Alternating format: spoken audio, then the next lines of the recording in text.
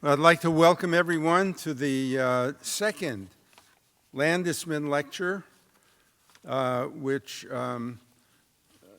is in honor of Ed and Miriam Landesman, who have been great contributors to the Emeriti Association. I'm Eli Silver. I'm president of the Emeriti Association.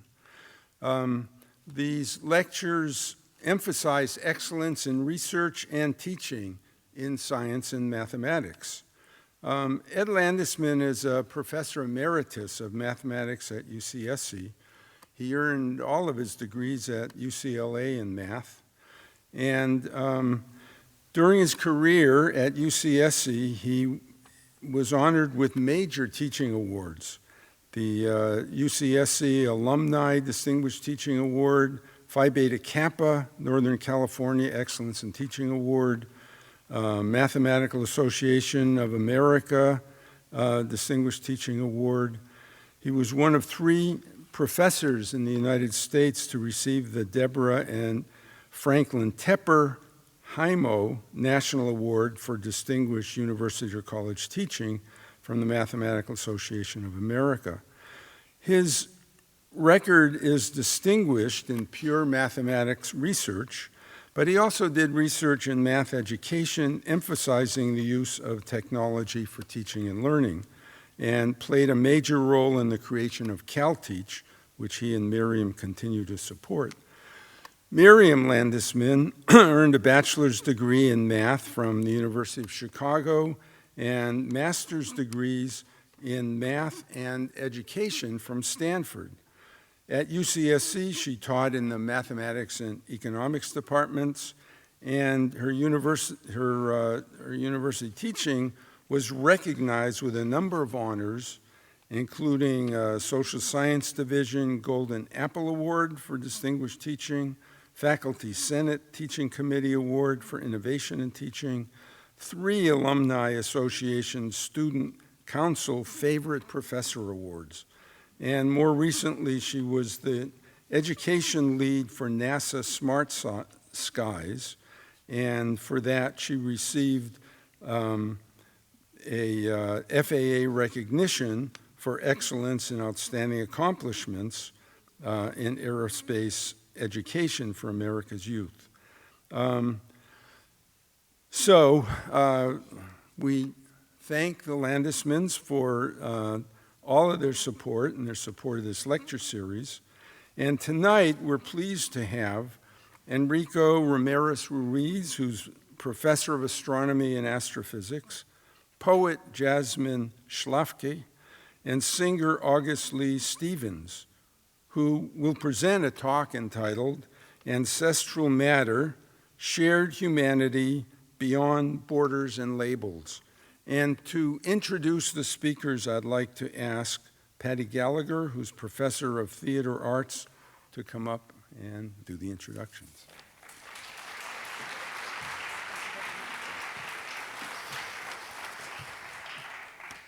Tonight we have the pleasure of witnessing an extraordinary interdisciplinary event that blends music and myth, science and storytelling. The topic, as you can see, Ancestral Matters, Shared Humanity Beyond Borders and Labels. Our guides, this extraordinary and magical trio that sits in the front row, will invite us to think in terms that are as expansive as the universe itself and as intimate as your own body. Their work traces a timeline that stretches from the ancient to the contemporary, from the beginnings of the universe to the very breath that you are breathing right this moment. You know, of course, one of our storytellers, the beloved colleague, renowned astrophysicist Enrico Ramirez-Ruiz. Enrico is remarkable for so many reasons. Of course, for his award-winning scholarship, but also for his mentorship of young scientists and scholars through his Center for Reimagining Leadership, and perhaps most importantly, for creating pathways for young people who never imagined that they could be scientists or storytellers. Enrico is joined by Jasmine Schlafke, or Queen Jasmine, And it is such an honor to welcome this award-winning slam poet, performer, doula, diversity educator, and author to UCSC. Her electrifying performance work inspires so many, and her performance coaching helps many more to find their own voice and to tell the story of their own origins with bravery, with wit, and with fire. And finally, we welcome back to UCSC August Lee Stevens, a singer-songwriter, a classically trained pianist, and a multi-instrumentalist who has Bay Area origins, but also has an ever-growing national and international reputation. And although she was my student in Intro to Acting, I can take no credit for her because she arrived at UCSC luminous and brilliant, and we all just basked in her talent. But it's an absolute joy to watch her share her talents with the world. Together, these three storytellers seek to soften divisions, cross boundaries, and remind us that we are forged from one common origin. Please welcome Queen Jasmine, August Lee Stevens, and Enrico Ramirez-Ruiz to the stage.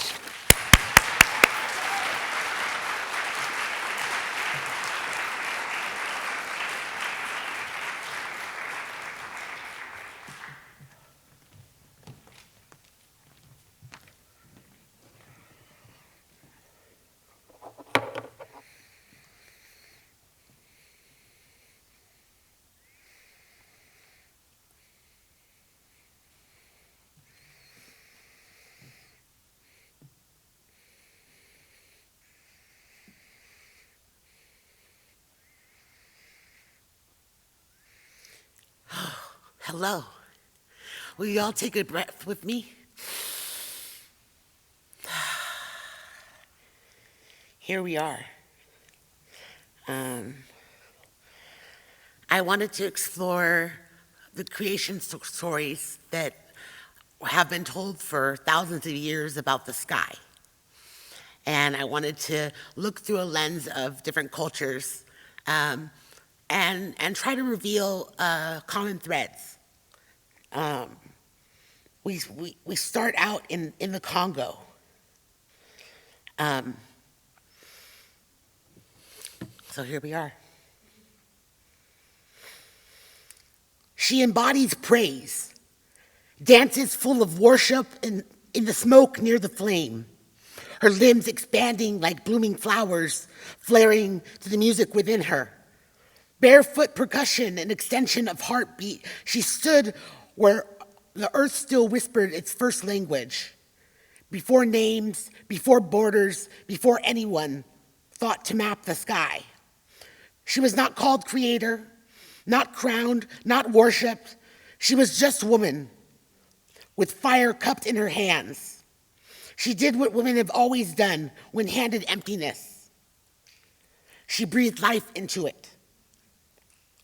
She reached into the bluest part of the flame, fingers unafraid of becoming singed, gathered embers, small suns, trembling, beating drums, hurled them into the sky, and where they landed, they stayed. An unpredictable pattern of shimmer. You call them constellations, make wishes under their cover. Remember, a woman was tired of blackness. She thrusted light into the ether to illuminate your path.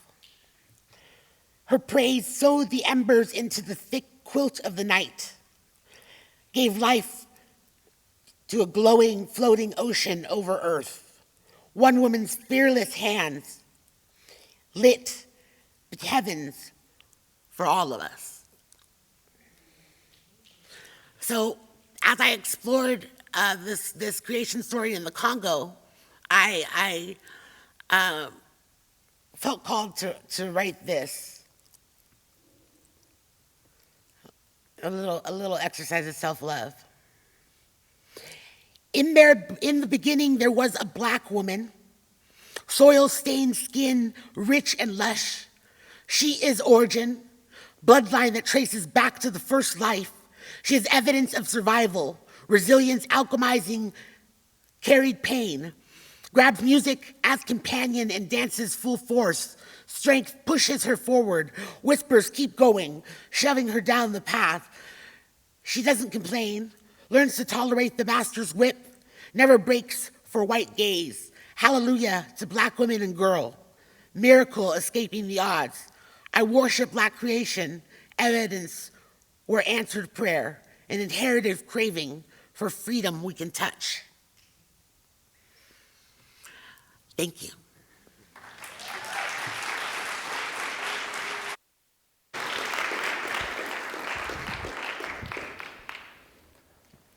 So continuing with the theme of embers, I wanted to tell you a story about embers of creation.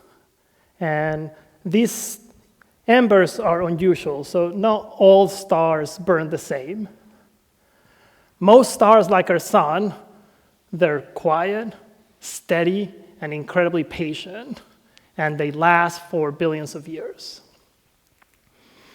But there are these stars that are actually rare, that are about 10 times more massive than the sun, and outshine the Orion sun by a factor of 1,000. So they are incredibly luminous. They provide the vast majority of the luminosity in a galaxy. Yeah? And they leave these incredibly intense and very brief lives. They burn fiercely as if they know that their time is short. And we can see these embers of creation with our own eyes. Here we have Betelgeuse in the constellation of Orion. As you know, it marks the shoulder of the hunter. Yeah? And as you can see clearly here, of course, all of the stars from Orion are not at the same distance, but Betelgeuse lies about 600 light years away.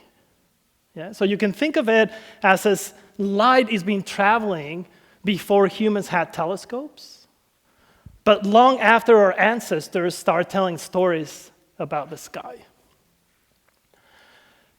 For generations, our ancestors have used Orion, and in particular Betelgeuse, to find their way, to travel in the dark, particularly through land and the ocean, and even when it's cloudy, because Betelgeuse is red, and its light gets much less scattered, and therefore even in cloudy nights you can see it.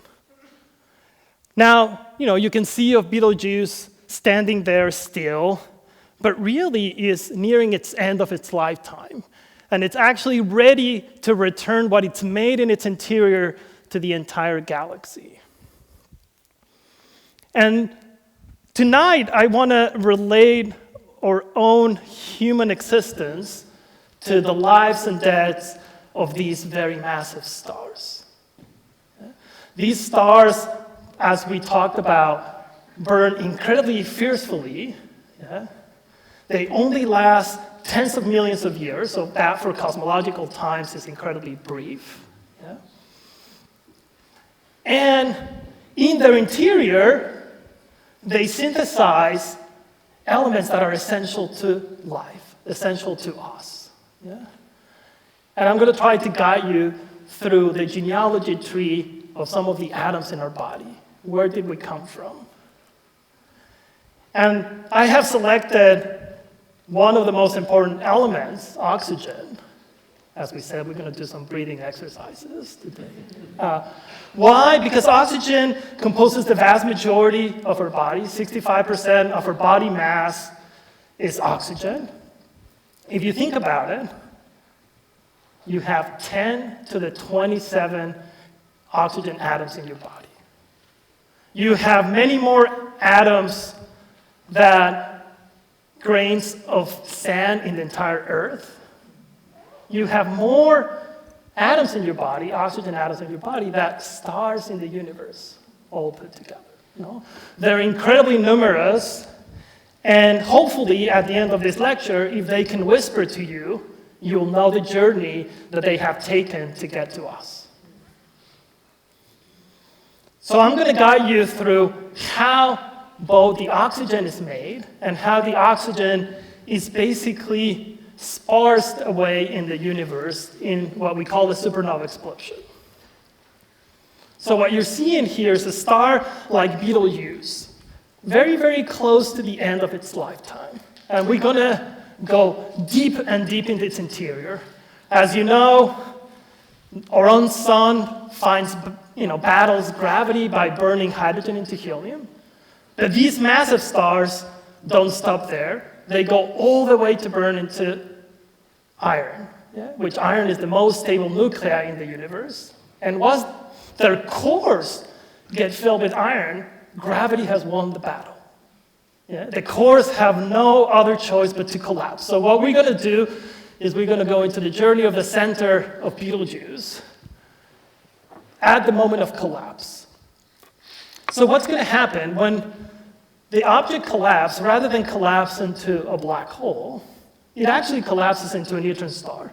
Neutron matter basically supports the collapse. What you see there in pink is what we call the proto-neutron star that basically halts the collapse and starts slowly increasing the pressure of the interior. What you're seeing there is basically the heat coming in. And you can see that the size of that region is not much larger than the San Francisco Bay.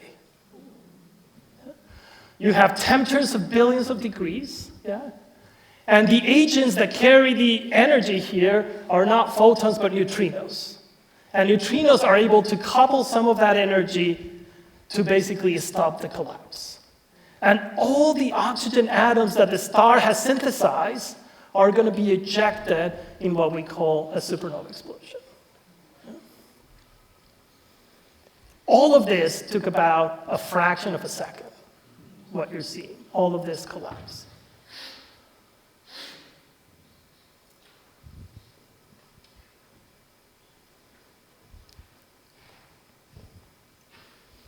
There we go. So what sort of explosion this leads to? This is a really beautiful JWST picture of Cassiopeia A. Cassiopeia A exploded, or we learned about its explosion about 350 years ago, but it's really 11,000 light years away. So it happened a long time ago. And what you're seeing there is the vast majority of the glowing from the material that was ejected from the stars, and in particular, oxygen. So if you think about the origin story of your oxygen atoms, this is where they first lied, and they were basically ejected into the interstellar medium in these really beautiful explosions. They were born hot, they cool, and they spread around our own Milky Way. So the story that I want to tell you is how these atoms that were synthesized in some of the most extreme conditions in the universe were ejected into the interstellar medium, how they ultimately came to be in you. What is their journey? What is the genealogy tree of every single atom in your body? And how many supernova explosions it took to make you?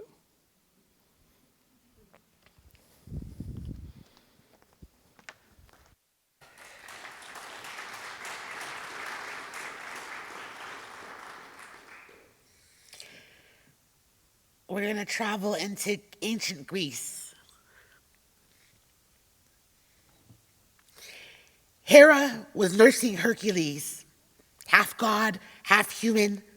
This ritual calmed his powers into sleep, eased his muscles into releasing tension, was a lullaby of sucking sounds and gulps. He drank with the gluttony only survival can demand. Nourishment would fuel his growth, and instinctually he knew to stay latched. But a sound distracted him, and he turned his head, opened his mouth full of milk, and poured it down his mother's chest. A waist he cried with thunderous noise. A stream of Hera's milk squirted into the dark and barren sky, became stars dancing with the shine of diamonds. Cream crystallized, decorating in unpredictable patterns, clustered shimmer glowing in new sparkle, a blanket of light quilted by a mother's holy body. That night, she would paint a map folks would wish on, a dreamscape we all sleep under. The gods were jealous of the beauty she made. Their egos could not accept her miracle. They knew only a woman could create this type of beauty. Only a mother can guide you back home.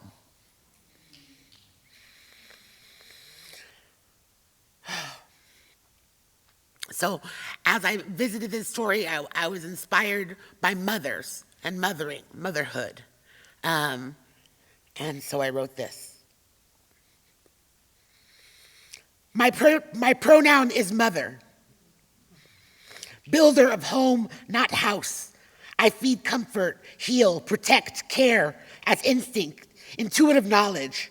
I center myself in love, soak in its commitment, nurture safety with my words, become a shelter loved ones can retreat to. Mother is a title announcing honor and prestige. I wear it like a crown, become royal and holy, all because I've given birth. I rock babies to sleep in ritual, stir soup simmered in spells. I am a soft blossom you can rest, a soft bosom you can rest on, origin of human life.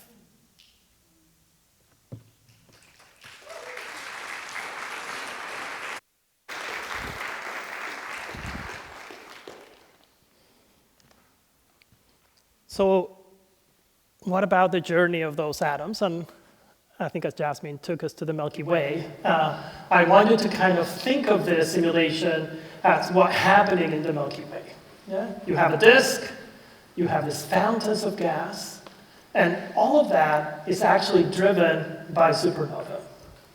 So these supernova are injected, and not only they disperse elements, but they actually generate so much heat into the medium that they basically create turbulence, they create very large-scale motions, and they end up ejecting all of these freshly synthesized material in the galaxy. Why is this important? Because I want you to think about how these atoms ultimately came to you, and it is incredibly important to know that supernovae are not only the producers, but they also are the boats in which they take these atoms into a journey across the Milky Way many times. This is actually beautifully observed in this incredible galaxy, Messier 82, about 12 million light years away from us. And we just happened to discover more than 10 years ago a supernova exactly in the disk plane. And what you see here is these galaxies forming stars incredibly vigorously. It's producing a lot of oxygen very vigorously. And it's also ejecting that oxygen into what we call the intergalactic medium. Yeah? So supernova not only enrich the galaxies, but they actually enrich the universe. And in fact, they regulate the process of star formation in our own universe.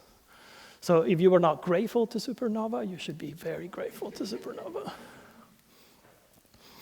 So the thing I want you to think about is, of course, Betelgeuse is going to create some oxygen atoms that is going to take a long time for them to get to us. But I want you to think about all their ancestors, how the ancestors continue to produce oxygen throughout the age of the universe, ultimately to make the oxygen in your bodies. Yeah? And stars, especially massive stars, are part of this cycle of creation, where they synthesize those elements, they eject them and disperse them, and then those elements are remade in new generations of stars. And because the star lifetime is so short, we have many, many generations of stars in our own body. And you may ask, well, how many? Well, the answer is about 100 million supernova took to make the oxygen in your bodies. And each of us has atoms that belong to a specific supernova, but to a broad range of these supernova explosions. And talking about the Milky Way, I want to guide you through this really incredible movie. And as you can see, in astronomy, we cannot go and experiment. So we do that in the computer. So what you're going to see here is a formation of a Milky Way-like galaxy. Yeah, we're making a galaxy like our own. We're going to make sure that we have a cloud at the right distance from the center of the Milky Way with the right metals, yeah, with all the exact properties of our solar system. The movie is going to highlight that cloud, and it's going to stop. Yeah? And then just for your enjoyment, it's going to start playing backwards. And it's going to guide you through where every single atom that was manufactured and end up in that cloud, where it came from. So here we go. This is truly the genealogy tree of our atoms. So you have a Milky Way-like galaxy, or Milky Way is actually very special because it hasn't had a major merger. It hasn't merged with another very large galaxy, although we are going to merge in our near future. And there we go. We start playing the movie backwards. And what are the things that you realize? Your atoms have been across the Milky Way many times, back and forth. Not only that, did you see some of trajectories that go outside the Milky Way? Yes. Why? Because the smaller galaxies that fell into the Milky Way, these satellite galaxies, brought their oxygen atoms to you. No. So if you don't think that you have travel, your oxygen atoms have traveled outside the solar system, outside the Milky Way. You are extragalactic. At least your oxygen atoms are. And we estimate that about 30% of your atoms were actually not manufactured in the Milky Way, but outside of it in other galaxies. This is truly our genealogy tree. Yeah? Our connection to the universe is incredibly intimate. It's not only about stars, but it's really about the universe and having the universe on us. Thank you.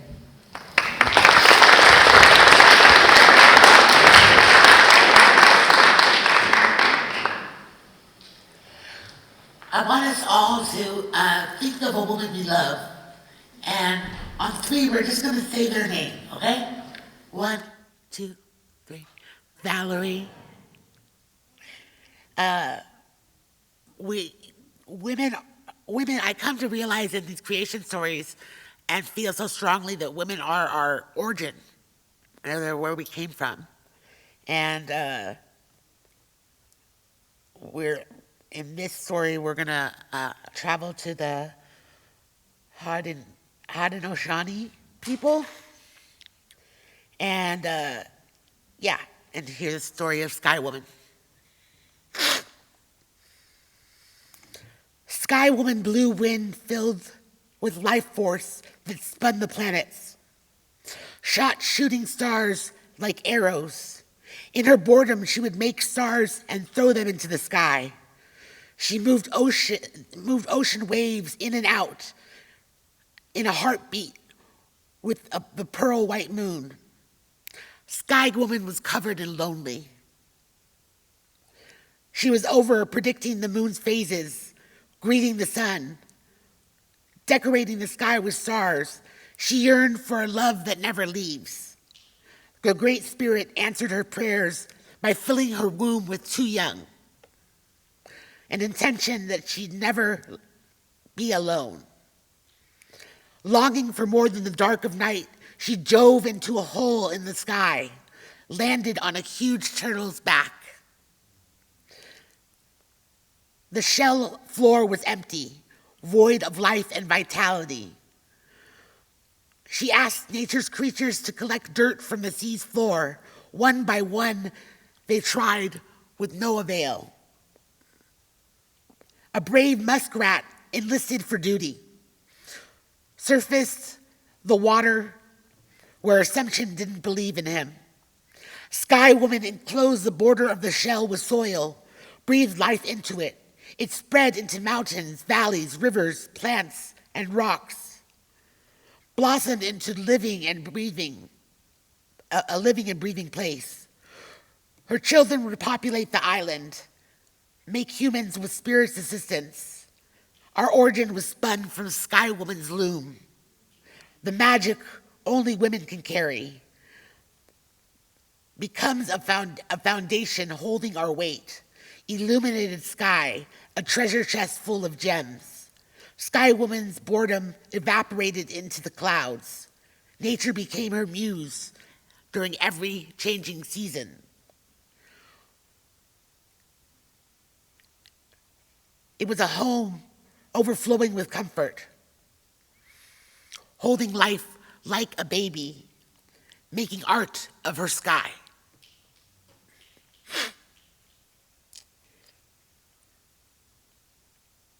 Thank you.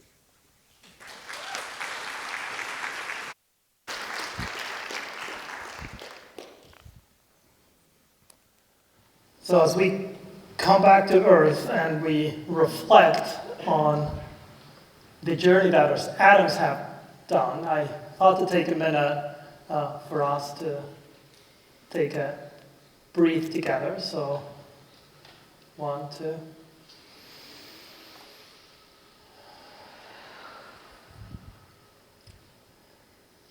So as humans, we basically recycle hundreds of liters of oxygen every day.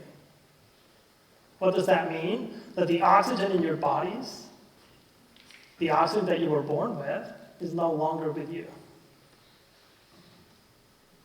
It also means that me sitting in this stage, I'm going to take some of those beautiful oxygen atoms from both Jasmine and August, and I'm going to take oxygen atoms of you.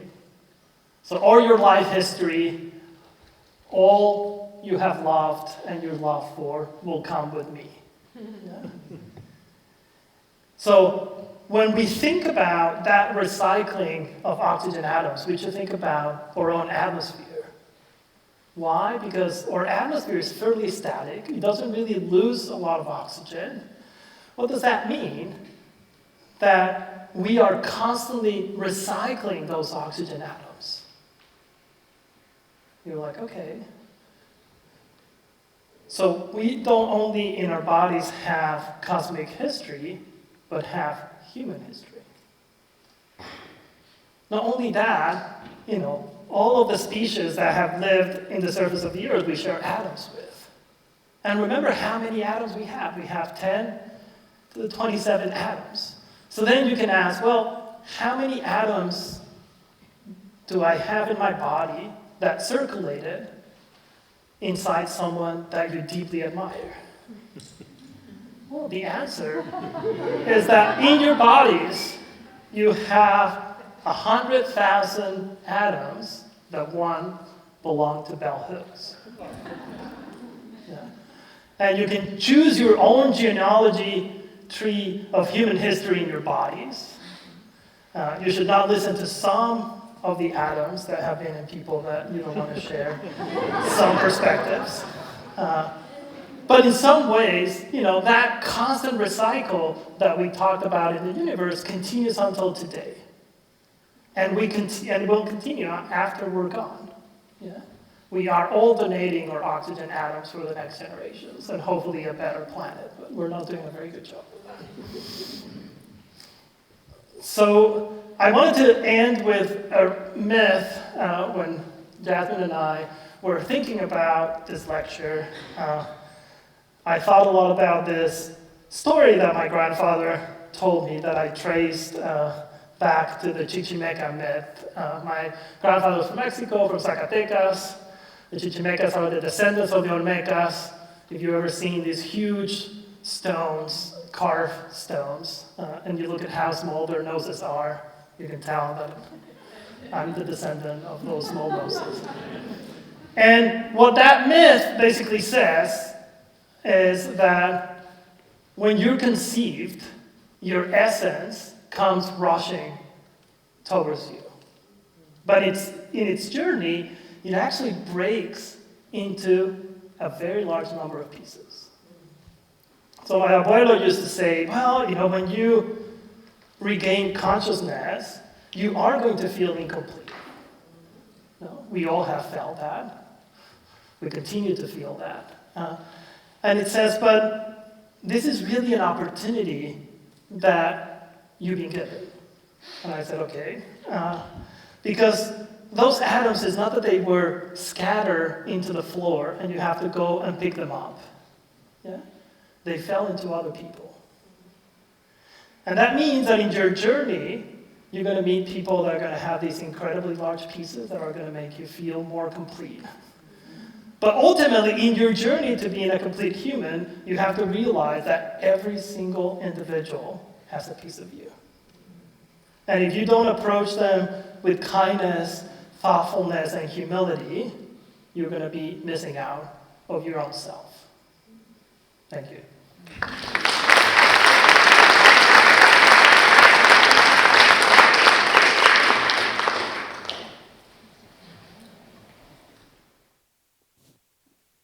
Hello. Hi, everyone.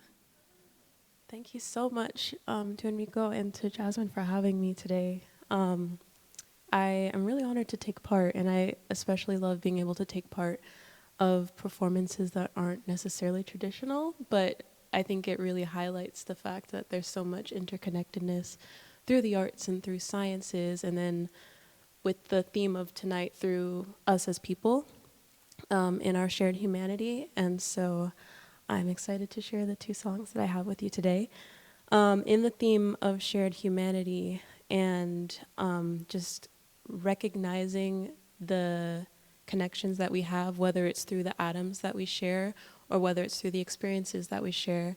This first song is called Tell Me, and it's about the urgency to continue to speak truth and share the stories of our ancestors and share the stories of our family and even the stories of ourselves, even when it's hard, because we have that shared responsibility to continue to speak up and to speak the truth, and to recognize that there's more alike that we have with each other than there is different, and to step into that fullness and really embody what that means when we're out in the world.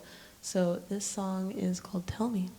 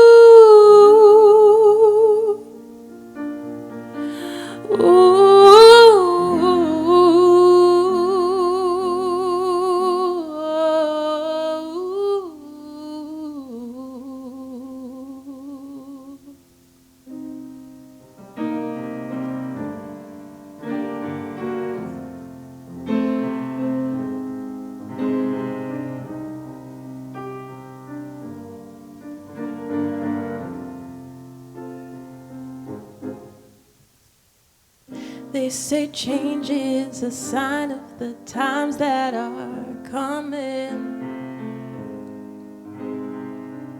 Well, I'm scared for the day that my words will mean nothing. Well, I tried to tell you why I've taken this chance. No apologies, I really want you to care. Tell me something, change it right now. No protection, breaking me down. Time keeps taking, there's no price we can pay.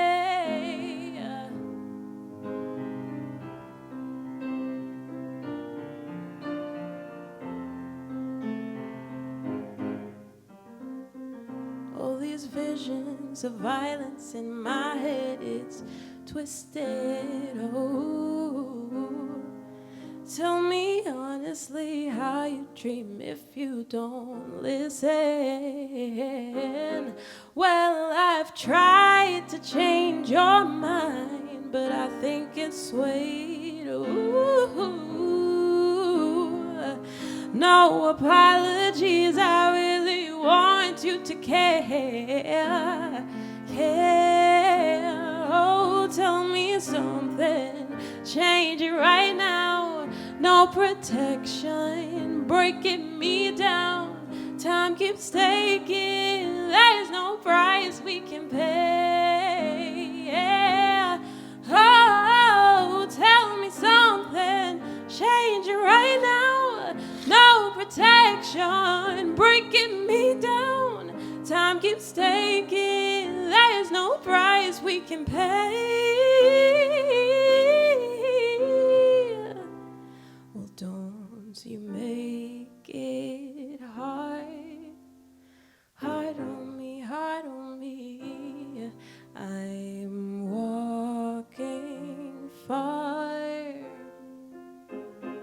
Ooh, don't make it hard, hard on me, hard on me.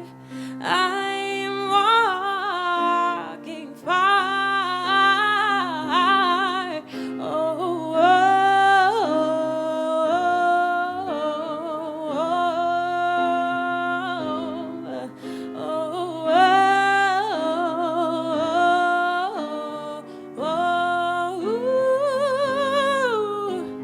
Tell me, tell me, tell me, tell me, tell me, tell me, tell me, tell me.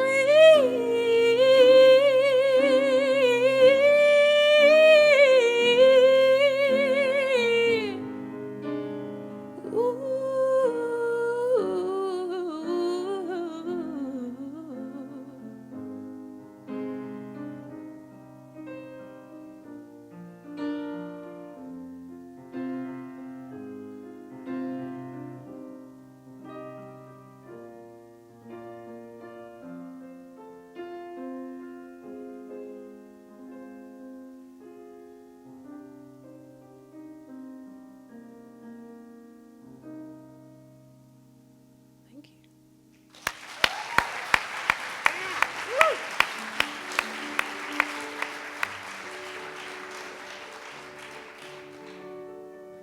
This next song is titled Citrus, in the theme of recognizing our ancestors and where we come from and our lineage and our genealogy. This is a song I wrote about my family, really, about my grandmother, Eileen, and my mother and my sister, and a reflection of the women in my family, and the fact that if you knew their lives, you would be amazed at how much beauty they were able to create. There's just this superpower that women have, and especially like in my family and Black women, that they have in order to take everything that's thrown at them and still create so much beauty and still create so much love that you wouldn't even know of the struggles that they went through. So this is a song that I wrote recognizing that, and just also that I used to feel connected to them. My grandmother and my sister have passed on, but there's this timelessness that takes place when you have people in your family. They're never truly gone. So this song is titled Citrus in honor of them.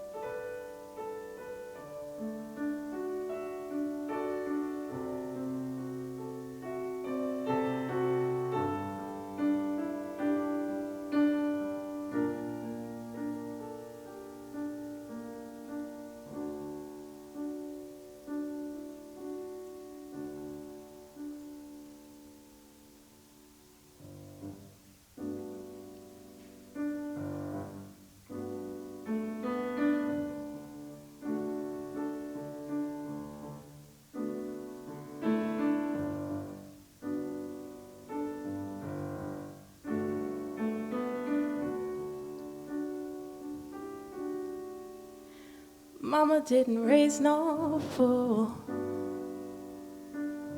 Took some time for me to show it.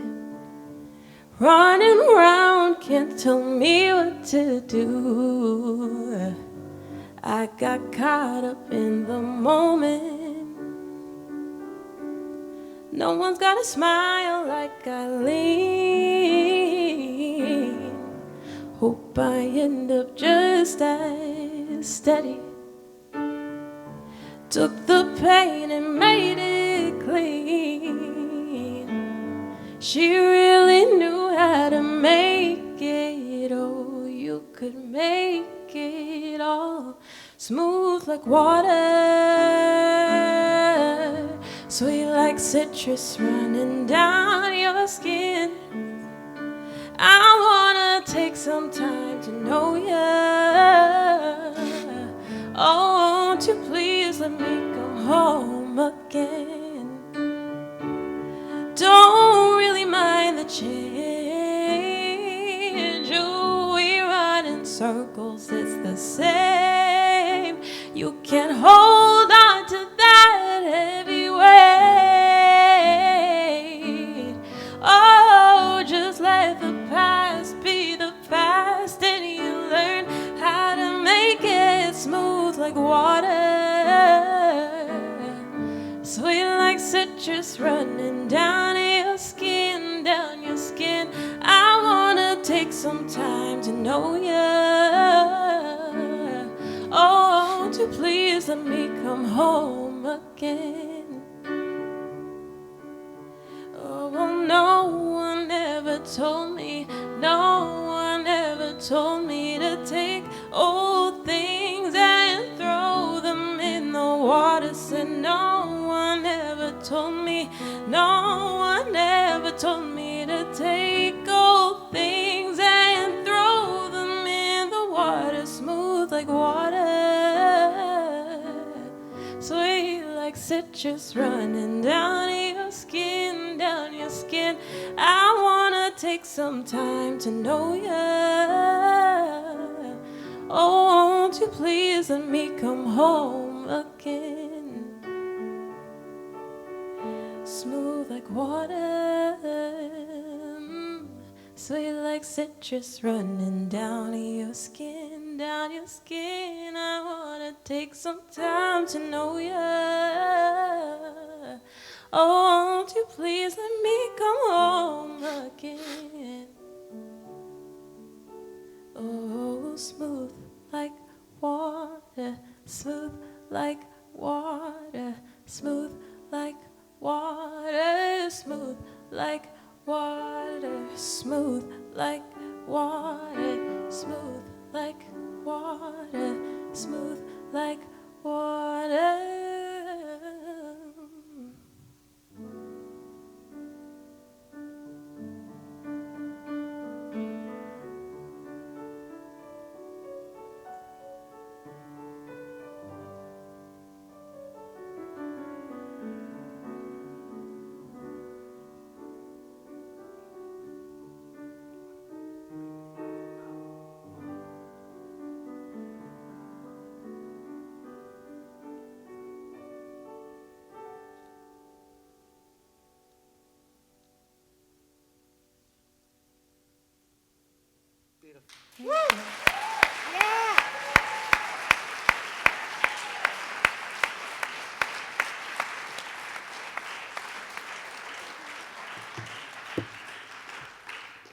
Enrique and I thought it would be great to leave you with a prompt so that you can write your own poetry. Maybe write a poem about the sky. So what you're going to do is take a very short amount of time, 1 minute, to write a list of 3 things that can fit in your palm. If you want to do it right now, you can. And 3 things that are too large to hold. I'm going to give you a little time.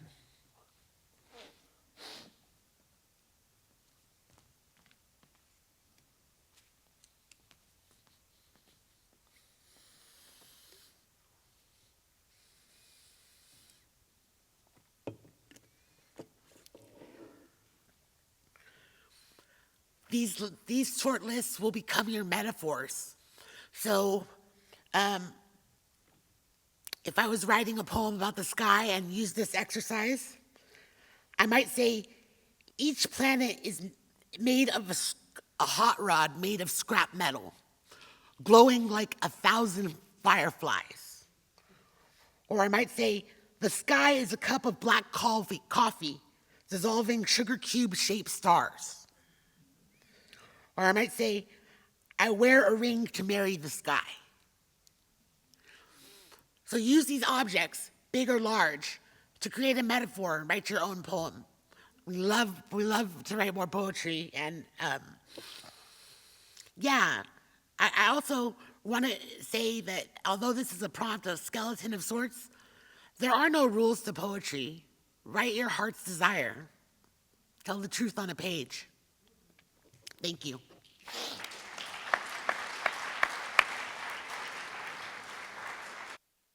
We should move to the stage. I think we're going to do questions. Eli?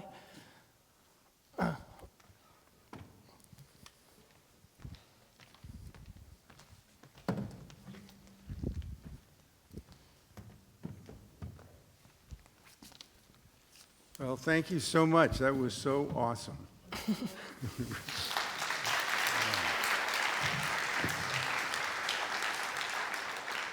So there are people somewhere with microphones, and if you'd like to ask a question, please speak into a microphone.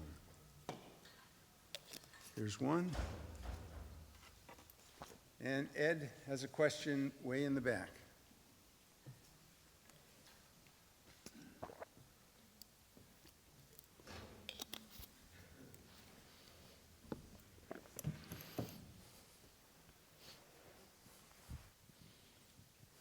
Enrico, and all of you, thank you very much. Just superb, excellent, excellent. Enrico, based on what you have taught us about oxygen all over the place, this would lead me to believe that it is likely that there's life elsewhere. Can you comment on that? Yeah, certainly. When we think about, so now we know that there's an Earth-like planet, and astronomers define that as a planet that is far away from the star for liquid water to exist, but not too far away for it to be frozen. No? So, because that's a conceptual framework based on how life came to be in our own planet, that's the best we can do. But we now know that almost every single star in our galaxy has an Earth-like planet. And we have 10 to the 11 stars in our galaxy.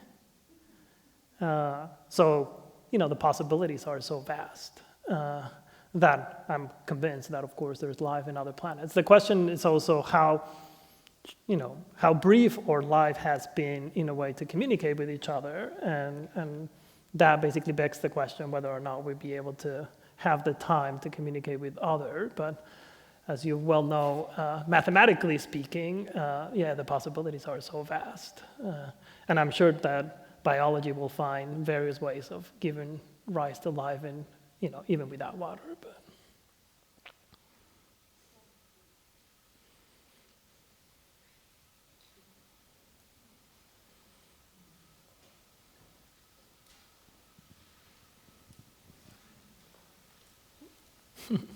Was it me?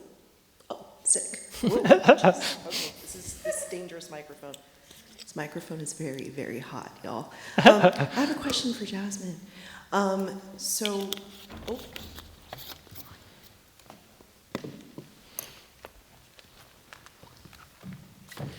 When you were researching these ancestral stories of birth and creation and how the universe came to be formed, was there anything that jumped out at you as like a truth that you knew in your body that you've carried with you all this time? And it's a poet question for a poet. Good question. I was struck that all three stories downplayed superpowers or magic right? And really grounded in the fact that these were just women. And so I was kind of taken over by that. Like, wow, the magic was in her womanhood, not in her relationship to being a deity, you know? And so that was a revelation that I feel in my body as truth. Yeah.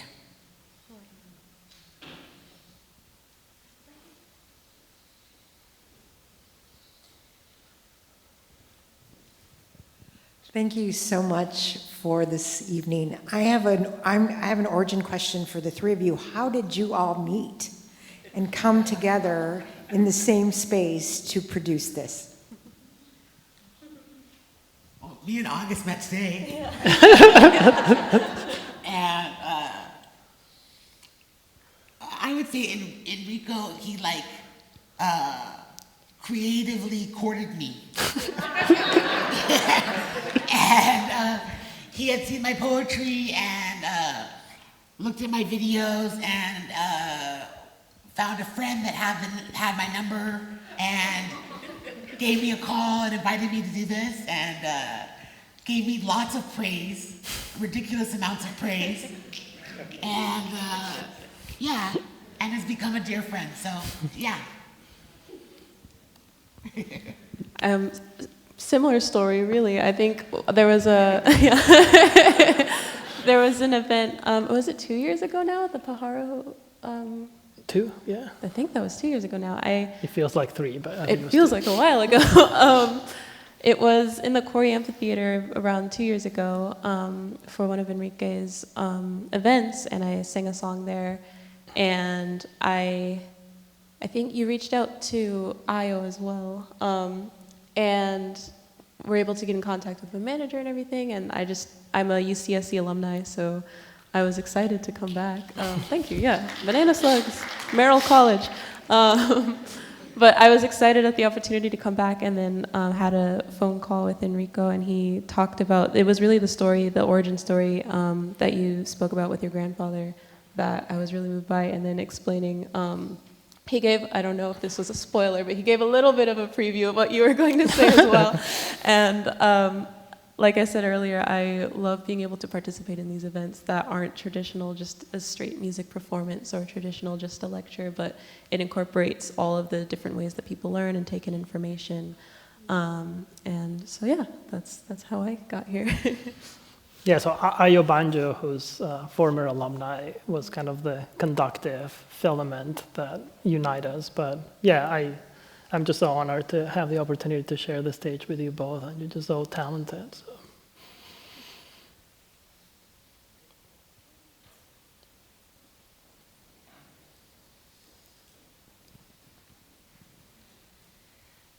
Thank you all. This was so beautiful, and it was not only an evening about origins, but it was also an evening about how we tell stories and how the stories that we tell, along with those oxygen atoms, weave through us and connect us and bring us together. And I wondered if you could all just talk a little bit about how thinking together, working together on this, even if it is only for a day.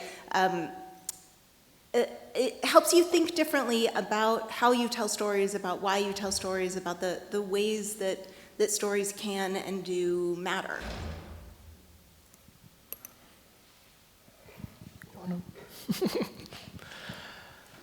Yeah, I mean, for me, I think a lot about being an astronomer and it is a gift, but also thinking about how that grounds me in who we are or our own humanity, And I think rather than feeling small, I feel vast, I hope you all feel vast after knowing where your atoms have been.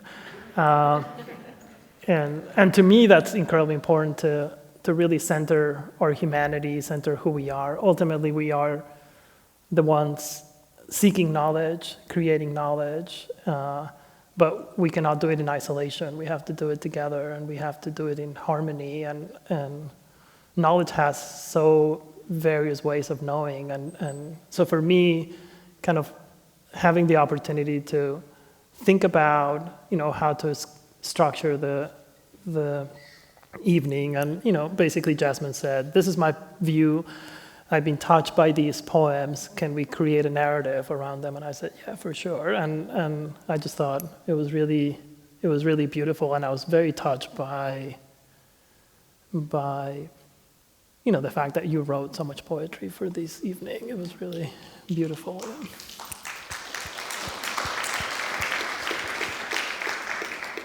For me, I like the idea of passing on stories that were traditionally told in words and not written down.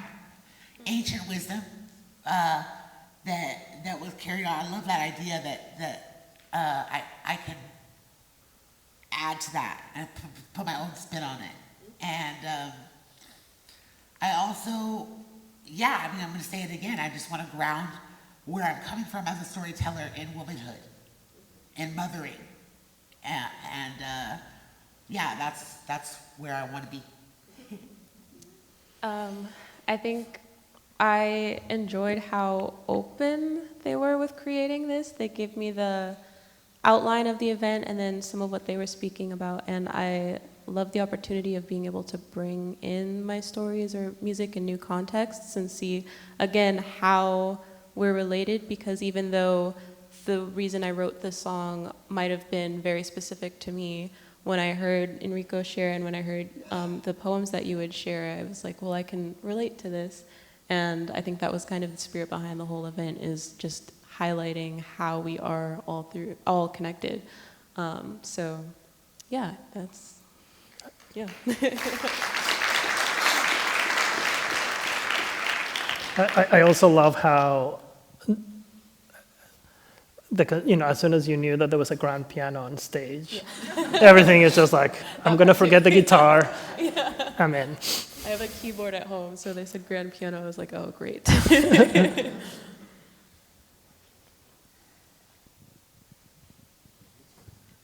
I wanted to thank everyone for an amazing event first. Enrico, I had a question for you. I'm not in your field, so this may be a dumb question, but I was wondering if planets have different amounts of these chemicals in them, if they're not uniform, and I was wondering how that affects the setup of the planet. I don't know how to put it. Yeah, no, that's an incredibly insightful question. Maybe I'll start from the beginning. So, in the Big Bang, we basically were gifted two elements: hydrogen and helium, and a little bit of lithium. And all the other elements in the periodic table were actually manufactured in astrophysical events. Yeah. So that means that when you go back in time, we probably have very pristine objects that were formed where, and astronomers, because of that, and I apologize to some of my chemist colleagues here, we call metals anything that is not hydrogen and helium. So we talked about the metal content of the universe as increasing as a function of time. So that means that as a function of time, things are more metal rich. And in fact, that's a way that astronomers measure age. When you look at things that are very, very metal poor, they're generally made a long time ago.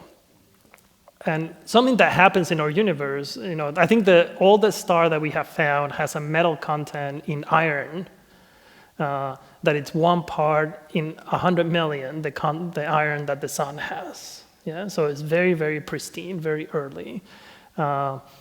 We also have radioactive materials that allow us to age stars, especially uranium. So we know how old they've been. But then when you think about planets took a long time to form. We believe that it took for stars to have maybe 1 part in 10, maybe 1 part in 50 of the iron content of our own stars for planets to be able to form. So having a planet is actually, it's fashionable, but it's a relatively early thing in the universe.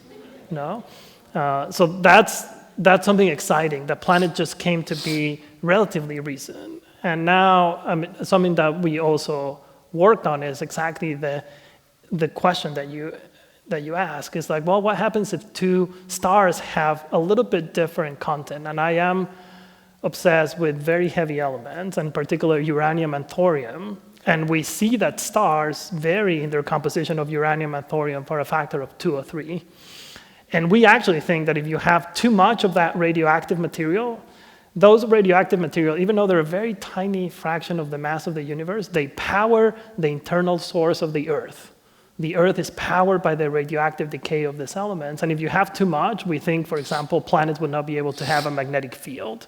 And if you have too little, planets will be geologically inactive. So there's these ideas, and Nancy's in the audience, and I want to highlight that paper I had the opportunity to write with Joel Premack, and whose memory and oxygen atoms I carry with me. So.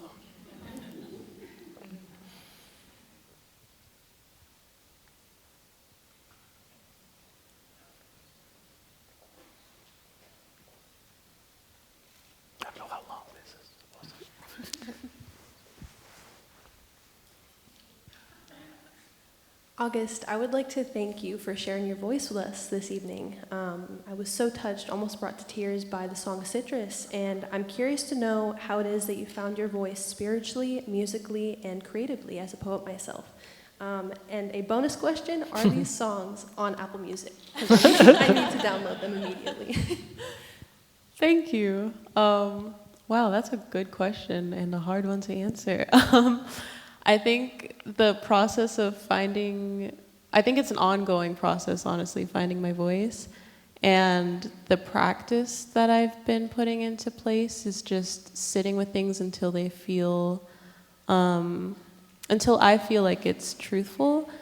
I think I get writer's block, honestly, at times when there's too much that I'm holding in and not being truthful, even in my day-to-day life.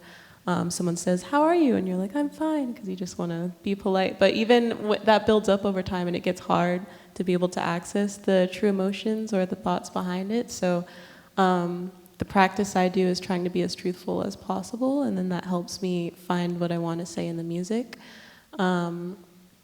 That answers, I think, spiritually how I work on finding my voice, and then really just playing around with whatever sounds good, whatever I like. There's lots of artists that I draw from and different inspirations from, like, I got really obsessed with Irish folk music for a while. And then I also grew up listening to like Stevie Wonder and everything. So how do those two things, and Hannah Montana, like how does that all mesh together, But really it's like all of those, everything is an imprint in you, so it's just finding out what percentages of those imprints you want to incorporate and what feels good. Maybe one day you feel like you want to draw more from your childhood influences, and one day you want to draw more from what you've been studying.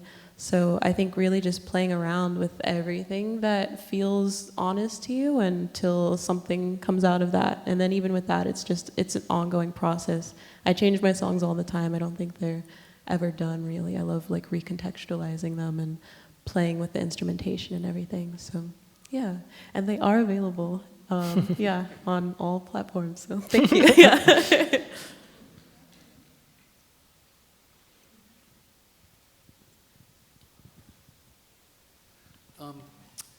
I don't get out that much after dark. This is a rare, wonderful experience to see different disciplines. It seemed to be like a risk to me. I don't know if it happens elsewhere. Thanks to others here, I'm definitely going to get out more often.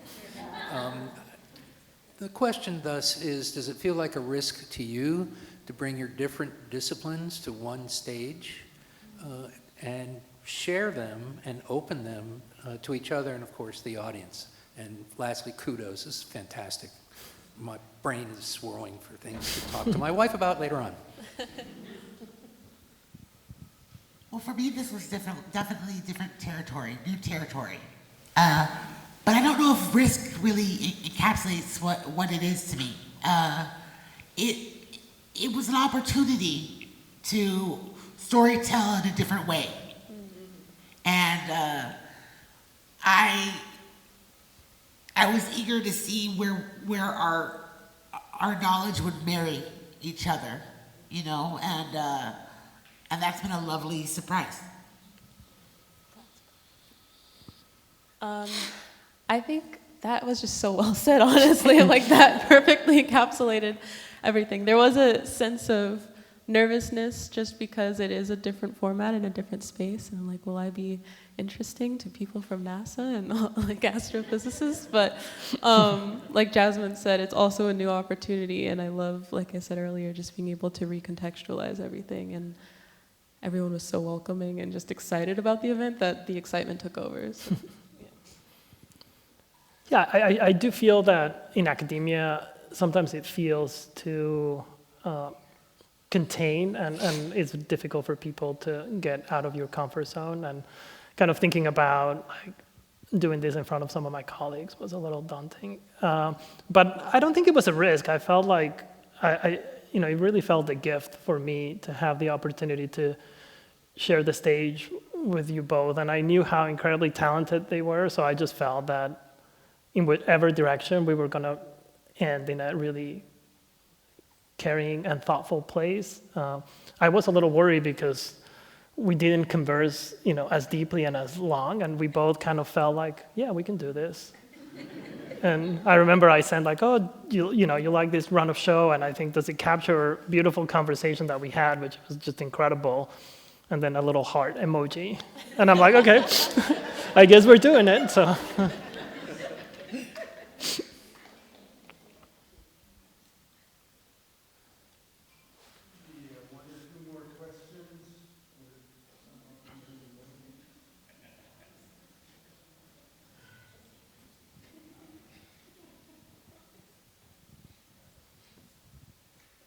That was a really excellent presentation. Thank you very much. My question is, what came to my mind during it is,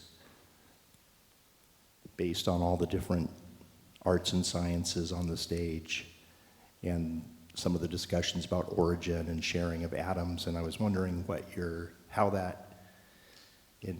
personal opinions are, or thinking about metaphysics and how that relates to, especially you, Enrico, being a scientist, and also all of you, just like when you talked about sharing the molecules, kind of reminded me of like concepts of like the oneness, things like that. So if you guys could talk a little bit about that.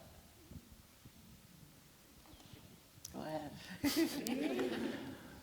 Yeah, to me, I think, science can be incredibly spiritual. Astronomy can be very, spiritual, and kind of thinking about our connection, where we come from. Those aspects for me are profound. And, I did grow up with my grandfather telling me, to talk to him when he wasn't there, and a practice that I continue after he passed away. And, kind of building that connection and grounding myself and in that aspect of who we are. So I feel like, I felt like this night was very spiritual. For me, I'm reminded of a mentor of mine, Reverend Deborah Johnson, and she says there's ways that we are alike or the same in some ways, and one of a kind. And that oneness place where we're in touch with our common threads, right, is like the safest place we can be, to be in connection with each other and see oneness within one another. I hope that storytelling is a way that we can all land in our humanity and find common ground. So absolutely it was spiritual, but if you knew me, you know that I think everything is spiritual. So it is what it is. Yeah, I wholeheartedly agree. I think really it's that oneness, and I think, as I said earlier, just the shared responsibility to recognize that oneness and that connection and that sameness in each other, and then especially when I think the responsibility we have is to remember and recognize it in moments and with people that we don't necessarily agree with. and just realizing that we're all here, we're all on this planet, we're all sharing oxygen and in the same galaxy. And I think in the moment in time that we exist, it's not by accident. So the ability we have to connect and to speak with people and to leave imprints and impressions on people and to receive those is precious, and we should take care of it, and we should step fully into that responsibility. So yeah, I also felt very spiritual, and I wasn't expecting that from this event, so yeah.